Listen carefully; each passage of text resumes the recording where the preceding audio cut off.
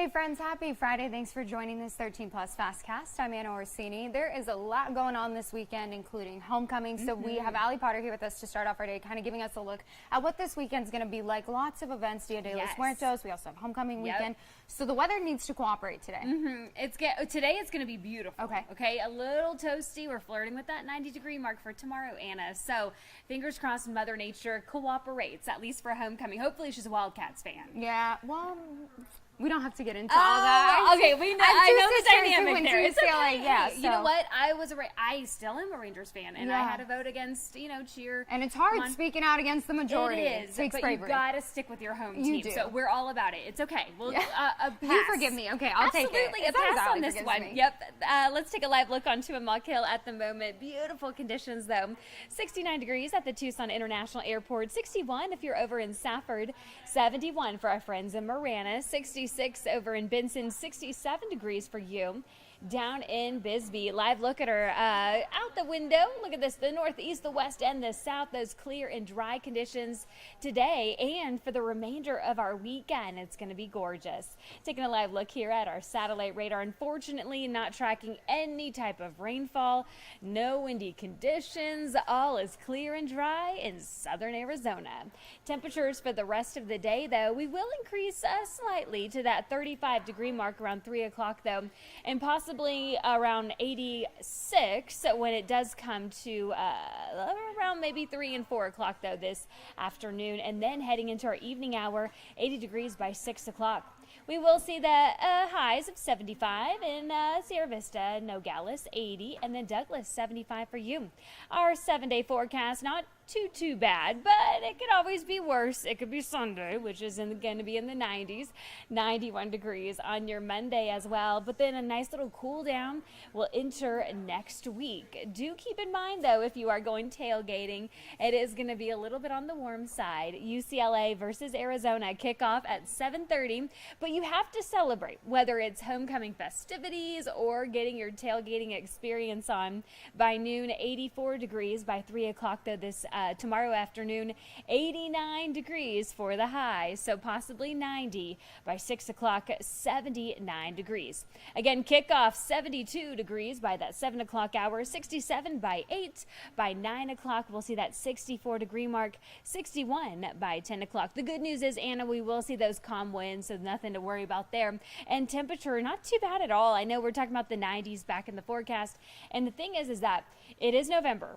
But the latest, I believe, was on the 27th of November that it's ever seen that 90-degree mark. So we don't need to freak out just yet. Yeah, still have a little bit of time. And I think the thing is, too, even though it's warmer this weekend than people would probably like it to be, as soon as that sun goes down, it gets chilly. Last weekend, I was like, I didn't even bring a jacket to the game, and I had to text a friend to bring one. So, I mean, it's keeping the overnight temperatures at least a little bit warmer. So. And that's the beauty of Tucson, right? Now is the time of the year where we really start to cool on down at night. And then we'll get a little warm, like you said, during our daytime. But, hey, we cannot complain. It's November, and we're dealing with the 70s and 60s for a football game. I know. All things considered, there's places with snow right now. Billings, Montana was like 10 degrees this morning. I couldn't even survive. No, thank you. Yeah. We'll stay put. Absolutely. Thank you, Allie. Of course. And, of course, we talked a little bit about it at the beginning, but it is homecoming weekend at the U of A. And so a lot of you are probably wondering, what can I do to celebrate? There's a full list of events going into tonight and then tomorrow before that big game against UCLA. And our very own Yasmin Lopez actually went to campus this morning, has a preview of those events and what you can get into tonight. Now, homecoming festivities are still underway. You can see behind me things are getting ready and set up for tonight's bonfire. And of course, it is a long week event of activities with this bonfire, anywhere from Bear Down Fridays to the lighting of a mountain. And right now, I am joined by Mark Acuna, who is the Senior Director of Alumni and Student Engagement. What can people expect tonight? Yeah, of course, that lovely bonfire, but the crowning of the king and queen. Students have been voting, getting ready for this event. And then obviously tomorrow we have a 2:30 Walk After Life tailgate opens up with an immersive experience. Come on down, check it out. And of course the 7:30 kick with a big W against UCLA. And what time do you think that people should get ready to, make their way here? Yeah, give yourself a good hour to find parking, get yourself situated. It's our last Pac-12 game against UCLA, so I'm sure people are going to be coming out, a whole lot of them. Now, if people want to find more information on any activities that they don't want to miss out on, where can they find that? Alumni.arizona.edu. Awesome. Well, thank you so much, Mark. And of course, like we mentioned, the Arizona Wildcats will be taking on the UCLA Bruins tomorrow. Kickoff is at 7:30, and we'll have all that information for you online. But for now, here at the University of Arizona, I'm Yasmin Lopez. Back to you. And following some new details this morning in the investigation involving former PCSD Sergeant Ricky Garcia. Now, Garcia rejecting a plea agreement which would have led to a lesser charge in his case. That plea deal would have given him probation and no jail time. The case is now set to go to trial in April. His lawyer is working to get that case sent to another grand jury right now. The lawyer says that the previous grand jury did not get proper instructions, and the defense also says that the jury didn't see important evidence in this case. In the meantime, the state attorney general's office is opening an investigation into how the sheriff's department handled the case against Garcia. While the criminal investigation continues, the sheriff's department has not opened an internal investigation, but the sheriff, Chris Nano, says that's actually standard procedure when it comes to investigations like this. Listen in on what he had to say. The county attorney here told the board in writing, look, we don't do internal investigations when there's a criminal case pending. It's to protect the integrity of the criminal case. In a statement, Nanos told us that there was never any doubt that an investigation would happen. He says, quote, "We always conduct internal investigations, always will. I have never not investigated a case." As we've reported, the Pima County Board of Supervisors did vote 3-2 to ask the Department of Public Safety or the Attorney General to look into this. District 2 Supervisor Matt Hines said both the criminal and internal investigations can happen at the same time. Of course, we'll keep tracking this for you and keep you updated on any details as we get them in. And this morning, an accomplished Tucson musician accused of stabbing a random stranger will be starting a 10.5-year sentence at the Arizona hospital. Michael Moynihan Jr. was in court yesterday, and he ended up pleading guilty, except insane, to attempted first-degree murder. The 35-year-old was arrested earlier this year after slashing a random man's throat outside of a store. Moynihan is also a convicted felon. He has a well-documented history of mental illness. Court documents show that he suffers from schizoaffective disorder. After his arrest, he actually told police that he was excited that he was able to go through with that stabbing and that he would try to kill someone if he was released from jail. Moynihan was originally scheduled for a case management conference, but he was given a plea deal instead. Now, this is a case that our very own Valerie Cavazos has followed very closely. We have multiple stories on this, so if you would like to see any of her coverage, head on over to our website for a closer look at everything that has kind of happened up to this point in this case and this investigation. And homecoming isn't the only thing happening this weekend. Of course, Dia de los Muertos is also happening, and there are some events that you can look forward to this year. And Tucson All Souls kicks off tonight. And we have a high at just what's going to be happening tonight, some of the events that you can expect. One of those specifically is a display called the Pieces of Me display. It's actually a way for people to remember their loved ones that were victims of homicide. That display was created by family members. It's right next to the altar where everyone can come together and pay their respects to these people who tragically lost their lives. We have a high number of creatives in Tucson, and I think this is become a signature outlet that artists express themselves, and it's very powerful. And especially in today's climate, we need all the things we can for people to come together and celebrate those who have passed, those we have loved, our friends and family. Now, whether you are planning on attending the procession or not, there will be some road closures in place starting at 3 o'clock on Sunday. So we have more information, all the details on that and all of those road closures up on our website right now. That is KOLD.com.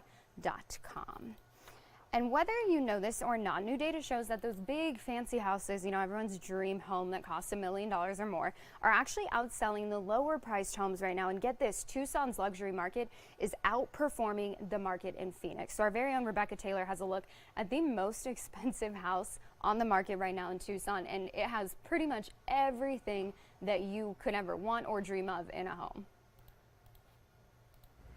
It's called Campbell Cliffs, priced at nearly $13 million. It's made of concrete and steel and sits on 10 acres in the Catalina foothills. It took 2.5 years to design the house, 7.5 years to build it. Russell Long and Martha Briggs with Long Realty are the listing agents. Wow. I mean, it is clearly a wow house. Everything floats. There's no baseboards, there's no crown molding. The home, built in 2004, has 7 bedrooms and 11 baths, an indoor-outdoor kitchen with 7 sinks and 4 ovens. There's a 2-story gym with a rock climbing wall, elevators, movie theater, indoor shooting range, dog bath with a window, and swimming pool. Perhaps most impressive, the view. To the south, you have the city, and at night, it's like jewels laid out on black velvet. To the north, that's the National Forest, which means nothing ever gets built there. If people want privacy, this is a great place to be. Not only is Campbell Cliffs the most expensive home for sale in Tucson, Briggs says it's the largest at 25,000 square feet. Considering today's economy and high interest rates, monthly payments would be upwards of $85,000 for this home. Is there any risk? Actually, I would say for most folks that are buying luxury, it's not. It's actually, you look at the appreciation that's happened in homes over the last few years and is continuing to happen. And quite frankly, most of the homes that are purchased over $1 million and up, especially at the higher end, are not financed. Those are purchased with cash. Kevin Kaplan is Chief Operating Officer with Long Realty. He says luxury home sales in Tucson have tripled since 2019. So in Tucson, overall, the housing market's down about 20% in sales, partly because of mortgage rates and things like that. The million and up segment is only down 7%. So it's the strongest segment of the market. Some years ago, if we had a $2 or $3 million sale, that was a big deal for Tucson. And now that's more of an everyday occurrence. Kaplan recently invited top luxury realtors to tour Campbell Cliffs. Briggs says so far, a couple billionaires have shown interest. It's not necessarily just for a billionaire. It's for someone who wants a home that's unique. Timeless design. 50 years from now, this house will look up to date. Kaplan says there's a growing number of people under the age of 35 who are affluent and buying luxury homes in Tucson. Of that 35 and under group, 54% are women who are buying luxury real estate. I'm Rebecca Taylor, 13 News. And we want to go ahead and take one last look outside today. Those gorgeous temperatures, gorgeous conditions heading into your weekend, getting a little bit warmer, seeing 90s by early next week, but nothing too bad, nothing we can't handle. As Joshua just pointed out in our comments, 20 days until Thanksgiving definitely doesn't feel like it. Crazy to think that we are in the holiday season officially, but great conditions here and great conditions heading into UCLA versus Arizona weekend, homecoming weekend, and then Dia de los Muertos as well. So thanks for joining us for this 13 Plus FastCast. We hope you have a safe weekend. If you're going to the game, enjoy the game. Go Cats, and we will see you guys back here at 2:30 for our next